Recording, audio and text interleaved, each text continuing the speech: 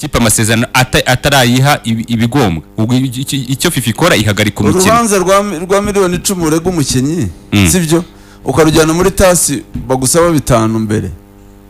ikirego ikirimo nuko Rayon Sport yarega kandi ntabwo yarega ndese yarega umukozi wa federation ntabwo yarega umukozi wa federation muri FIFA mitima ntabwo bamurega kare bamurega ikize kumakatanze amafaranga igihari ni kimwe amakuru ahari mitima nta kibazo na kimwe afite cyo kwishyura Rayon Sport nise gataba amafaranga waravuga ati mumfashe mbona uburyo gusa bwo kuyabaha uburyo bwo kuyohereza niki ati rwose nta kibazo igihe mfite cyo gutanga ayo mafaranga narayemeye twarayumvikanye nge ndayatanga sinshaka no gushyira umukozi wa Ferwafa muri izo manza mu mabikiri mu mahoro atarumva ko sagaza jewe bunone hatuvugana nsohotse mpamagare nari nahamagaye SG wa Rayon Sport inshuro 2 namubuze arambwiye ati 100% mitima aremera gutanga amafaranga isaha yari yose nabona uko yohereza arayohereza nta kibazo afite ari positive ari tayari kwishyura Rayon Sport yashaka ko bibanza guca muri media ngo bibesaga bone kwishyura kuko byagezaho bijya muri media ari uko yabanje kubona ko yabikerereza mukunda ntazi ibintu by'amafaranga burya ushobora kuba unavuga ngo yishyuwe wenda atarishyurwa cyangwa ari kuri konte ye atarashobora kuyaccessinga iyo uri umushyitsi mu gihugu bibaho ibyo birashoboka kuhagera ugasanga kuyaccessinga hari ibyangombwa bigusaba hari iki ibyo ntago twabimenya ariko gica mbwiye Patrick arambwira ati amakosa yabayeho ku mukozi wa Ferwafa ntituzi niba yarabikoze bishaka cyangwa atabishaka urumva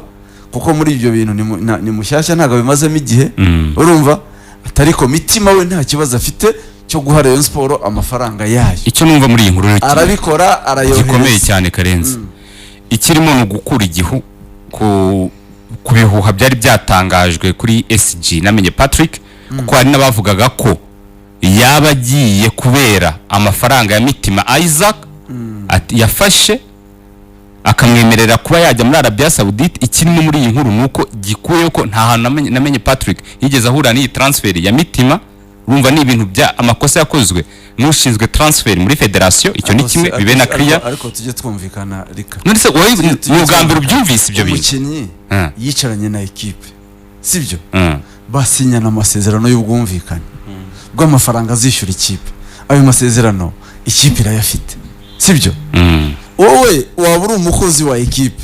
ayo mafaranga ukayafata ukayarya erega none ejo turi kuvuga inkuru na Patrick ntago wabonye ntago wumvise ko bashinjaga namenye ko n'ibintu bya mitima Isaac ko yagiye muri Arabia Saoudite ngo mu bintu afatanyije na namenye Patrick ibyo narabyumvise bimushinja byo guharabika umuntu afite amasezerano mitima yasinyanye n'ikipe sibyo amafaranga azishyurwa arazwe sibyo azishyura ikipe hanyuma namenye akamubwira ati yamenya rye nyine kirimo erega njyewe ntabwo ndi against ibyo uri gutangaza ikirimo no kugira clear no gufata izina rya namenye Patrick wari watangiye guharabikwa kuri ibyo bintu kuko ikintu cyari gihari rwose bavugaga ko deal ya mitima bamushinjamo ko yariye kandi ikipe Rayon Sport ntacyo yabonye ubwo bibe clear ikibazo cyabaye muri federation y'umupira w'amaguru mu Rwanda ku mukozi ushinzwe transfer iyo niyo nkuru nyamukuru irimo muri ibi none se umukozi hari ahantu numva yabarengana si ukunzuza muri system ibyo bintu n'ibyo bandikiranye izo mpapuro ibyo byangombwa none se ko numva izo mpapuro nta hantu zabaniraga mitima kugenda nta hantu zamubaniraga kuba yagenda ariko ubanza kubaza muri club kabaza aya masezerano aya masezerano yarayubahirije authentique ntabwo ari umwimerere amasezerano ayo masezerano rege numva atuma umukozi wa Ferwafa nta cyasha cyamujya ariko mbere yuko uhabwa iyo ITC niko amasezerano abavuga ugomba kuba wishyuye amafaranga none se ITC si system yitanga uyu ni umuntu uyikonfirma mbere yo gukonfirma ubaza club ati uwo muntu yarabishyuye uyu muntu aya masezerano yarayubahirije tumurekure oya se ko nge mbyumva kuri za arrangement bakinnyi n'amakipe byago no mukinnyi nawe ubwo ashobora kuba atarishyurwa n'urugero hagiye kandi nako biba byumvikana rusange nabwo mukinnyi ikipe itanguranwa amafaranga mbere yuko ajya kuyisinyira kandi ikipe ntiyagusinyisha udafite iyo ITC yerekana ko wayibonye no ko ufite uburenganzira bwo kuza gukora akazi hariya ntabwo yaguha mbere njye numva umukozi wa Ferwafa ntacyo yarengana. ararengana numva ndako arengana aho nta makosa afite anakomeye cyane. None se kare ko abaye mu buyobozi bw'ikipe wasinyisha ikipe yasinyisha umuntu udafite ibyangombwa bigaragara ko ibintu byose ari clean ari clear. Ikipe kumusinyisha agomba kugaragaza ko nta makipe afite. Yego ayo masezerano arayereka. Ariko waba bizi neza ko hari ibyo agomba ikipe. Sibyo uretse akabikura ko amafaranga bazayakura kuri ya kipe agiye. Ntabwo ikipe kugira ngo ikwishyure isaba ko iyo ITC bayabonetse. None se ari igiye kwishyura mbere. Yupfa kuba wayisinyiye amasezerano. Ariko waranabizoberemo wabaye na SG wa Bugesera wahuraga n'ibyo bibazo by'amakinnyi. Urumva hari n'uburyo wabivugamo kuko wabayemo no muri izo nzego z'amakipe kandi wahuranaga nabyo bikumvikana cyane.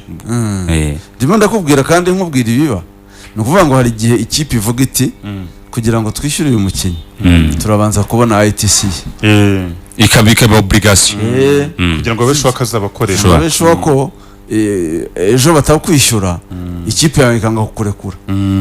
Sibyo? Yego. Nibyo birashoboka. Je numva ari nayo scenario nziza. Ya irimo accountability kugira ngo n'umukozi w'iyo kipe ataza